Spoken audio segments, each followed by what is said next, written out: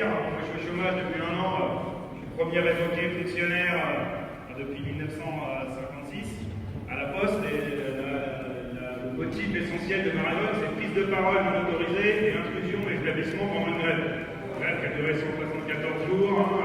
Harley, la gare de Boileau. En l'occurrence, voilà, je suis un des cas, en fait, voilà, je suis le premier fonctionnaire qui est pour ça, mais derrière, il y a des dizaines de copains contractuels de droit privé, parce que la Poste est aujourd'hui majoritairement les contractuels de droit privé qui sont pas dégagés. Là, la prochaine, le copain avec qui je suis venu, là, je crois qu'il n'y en a pas un qui n'est pas passé un jour ou l'autre en conseil de discipline. Il doit y en avoir un qui est aujourd'hui dehors, qui est suspendu, si je ne m'abuse. C'est vrai pour Stéphanie, Olivier, enfin, voilà, c'est bon, les deux une dizaine, on a tous mangé un jour ou l'autre.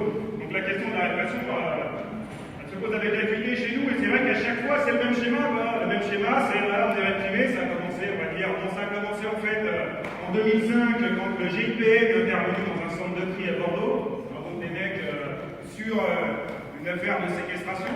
Là, ils sont débarqués armes au poing, parce que là, c'était des mecs qui coulaient, qui débarquent ensemble, qui défoncent tout, et qui embarquent nos camarades, qui se retrouvent tous au pénal.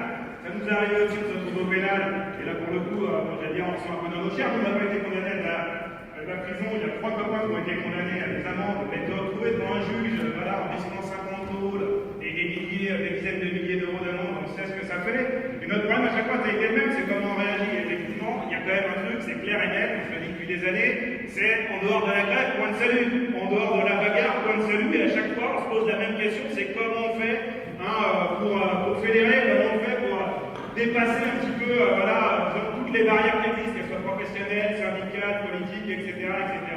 Et là, dans la période, ce qu'on a envie de dire, c'est d'abord, merci d'avoir initié ce truc-là, parce que, mine de rien, voilà, il y a du monde ce soir à Paris. Je suppose qu'à Lyon, ça sera la même chose, qu'à Marseille et à Lille, ça sera pareil. Il y a quand même un dialogue autour de nous, et de ce point de vue-là, voilà, on se dit qu'il y a peut-être moyen qu'enfin ça bouge.